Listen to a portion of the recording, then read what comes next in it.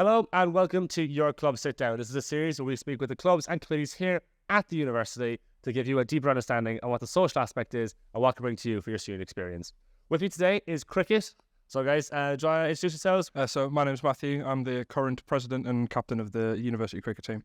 My name's Savio. I'm a first year pharmacy student. So how long have you been playing cricket for? I've been playing for about 3-4 years now. Yeah. Mainly started when I first joined the university. Perfect. So, and would that be the same for you, or did you have play before that? Just started this year, and then I've been playing cricket for my cricket club. Did you have a cricket club in Sunderland as well as the university? Just been balancing both. Okay. Well, thoroughly, yeah. Why cricket? Why did you play cricket? What is it about the sport? I think it's an exciting sport that's a little bit sort of different to the sort of usual football, rugby. It was something that I sort of enjoyed watching as a child, grew up as a fan of the sport, and I thought at university level I might as well have a go and see how far we get. For me, it was my dad that got me involved in it. I'm from India, so a lot of Indian people, they like playing cricket. Just continue that, and it's quite a passion at the moment. How long would a match day be? I don't even know myself. There's different formats. Yeah. What would the match days be like for the university games? So at the minute, the games normally start at about 11:30. I'd say they normally finish around 4 o'clock. I think if it goes all the way. It's a 40-over game. Yeah. So we play a shortened version of the game. Right. But ours are normally maybe about an hour and a half per half, if you will. Yeah, that's as long as most games. Yeah. In sport. Sort of, and then it switches over. So it's long enough that it keeps the game interesting, but not too long that other teams are sort of put off. When in the club, is there just one team? Yeah. Yeah, just one team at the moment. And is there what are the level scenes in a sense of is it a really high standard where people might be discouraged, or is there all different levels? No, it's all different levels. I think this is the first year for us, I think, since I've been at the university, where we've been able to get a full strength team out for every game. Oh, right. But at the minute, I started my first season of cricket was here. So I think it's a varied level that sort of welcomes anyone, whether they're first sort of starting out in the game or whether they've been playing all the way through their childhood as well. We've got a really skilled coach in Ivor who's really good and works with all of us individually. So obviously you've done it for 3 years now. This is your first year. If you're trying to describe the year that's gone so far, can you describe how the calendar works for cricket? So it starts off with the indoor season. So you're playing indoor games when it's obviously during the winter. Okay. We train indoors in Thornhill School during the winter as well, and it's about April, isn't it, when the summer season starts.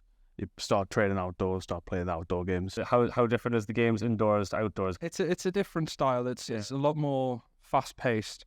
Yeah. It's you use a different ball. Yeah. You've got different restrictions, that sort of thing. different rules, but nothing too different for people who are new to the game. Yeah, if I was going to say, if you were new to the game, you didn't know any of the rules, would people find it is there a lot for people to understand, or would it just take time? There's a couple of little ones that little rules that it takes a while to catch on to. Yeah. There's always people there that will help you in that way.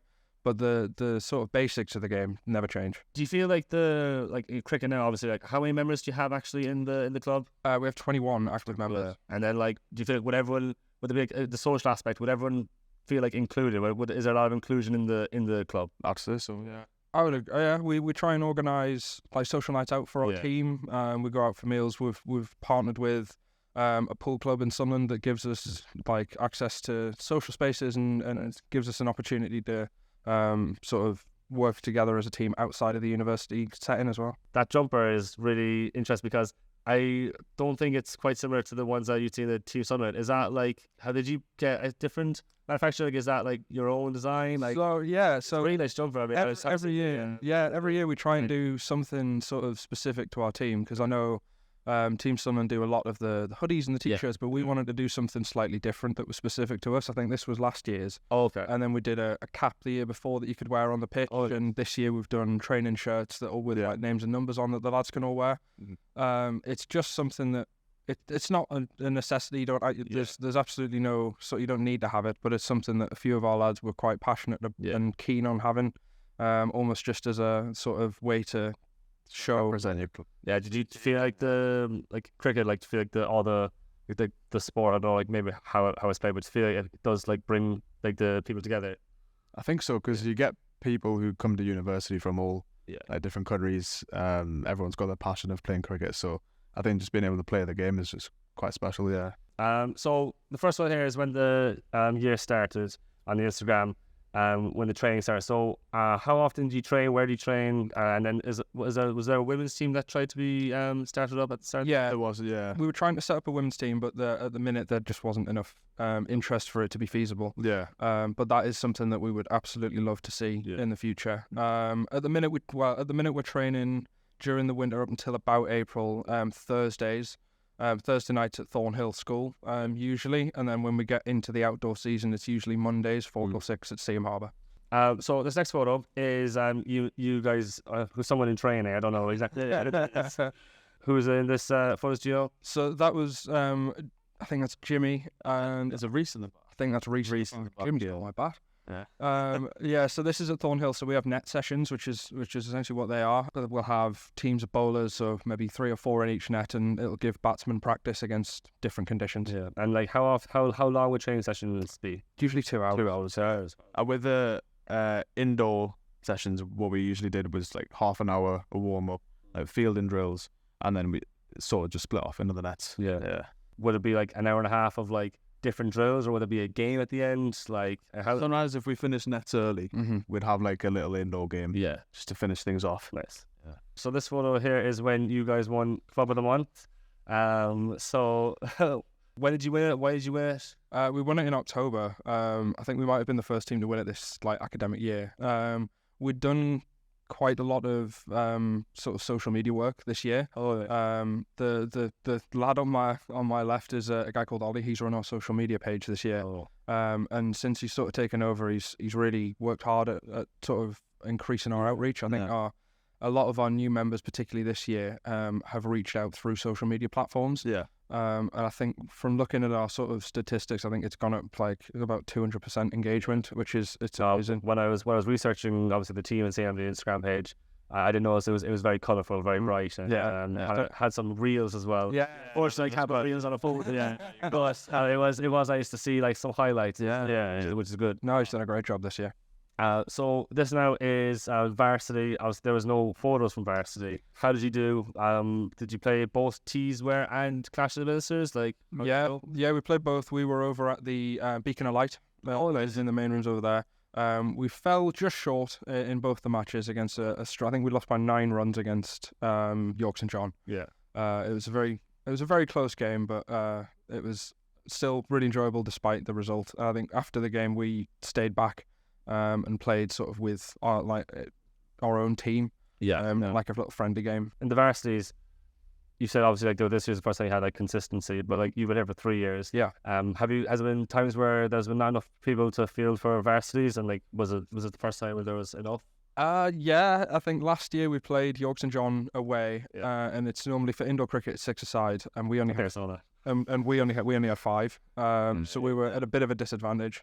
Whereas this year, I think we had 7. Yeah, one of the lads quite down numbers. So how many people will be in a cricket team? Indoor. Fielding, indoors. I mean, indoors and outdoors. I'm actually totally. I have no idea. Outdoors, it's 11. 11 aside. Yeah. Indoor 6. Indoor 6. Okay. Yeah. This photo here is from one of your socials. So you mentioned earlier on how like you try to do socials every week. Maybe not every week, but just as often as as often as you can. But I mean, like that's like the big thing we tried to see. Like the clubs in the university would bring that social side. Have that like the experience. Because a lot of people would maybe associate the sports with like the highlights of university. Yeah. Like how many socials have you done this year? Like what was this one? This one was the Freshers Fair. So we spoke to quite a few people. I think did we speak to you the Freshers Fair? As well? Yeah. This is when I like first joined the uni team. Yeah. And then afterwards there was sort of the main committee members. There was me, Ollie, who's the social media manager, Anthony, who's not in the picture, who was our vice captain. And we were all there and did it all together. And afterwards there was a student night out that was on. I think it was the first play of the year. Yeah, all right. So we decided we'd all go out as a team and have a laugh before the season started. Exactly. But you said earlier that like on some socials you go for like meals and stuff together, because like a lot of societies would go out and it'd be very similar type of events. Obviously, you'd have like some charity events. I don't know. Have you any charity events this year? Yeah, we did Movember. Yeah. I think a couple of us did Movember. We raised about £150 between two of us, maybe a little bit more. Yeah. We've also got next month, a couple of us are going to go in and into a primary school and do like a sports event with the kids and try and get kids into playing cricket. Oh, that's great. Yeah. Even just as a way to sort of stay active and show them the sport we love. That's great. And this one now is from, I'm assuming it was your last game. That was our first game. First game of the season. First game of the season. It sounds like it was posted quite recently. Yeah. Where was this? What was the score? It's Liverpool. It's Liverpool. Yeah. It seems like you have like very far games, like when you have like away days or It's Manchester, Liverpool. Could have been Hull as well. We've got Hull coming up. Yeah. But yeah, no, Liverpool was our first game. It was a bit. I think it was a big honour for all of us to play. Crowd, really. I wasn't playing myself, but Matt was saying about how the facilities there, the pavilion. It was unbelievable. Really. Like the ground, we looked into it because it was a change of venue. And the Women's Cricket World Cup played matches there. Yeah. Wow. The like top leagues of English cricket have played games there. And you got to play there. And we got to play there. There's like a balcony you could all watch from. Yeah, so we were stood there on the viewing sort of pavilion. Because when I asked for like, I was just like, try to get some photos. You sent some. Well, the photos you sent of that, that was the. That was. So I'm assuming you're all so happy to be there. You just that's right. Pretty much. Yeah. It was. To be honest, it was quite intimidating when you had to go into bat because you had to like go through all the dressing rooms, walk down a set of stairs, through the members' bar, down through the members' pavilion, and onto the pitch. So you were tired. Yeah, exactly. You got there. Yeah. Why should someone pick cricket as their sport for in the university? As Matt mentioned before, it's something different to the conventional sports like football, rugby. You don't have to like have a great amount of talent.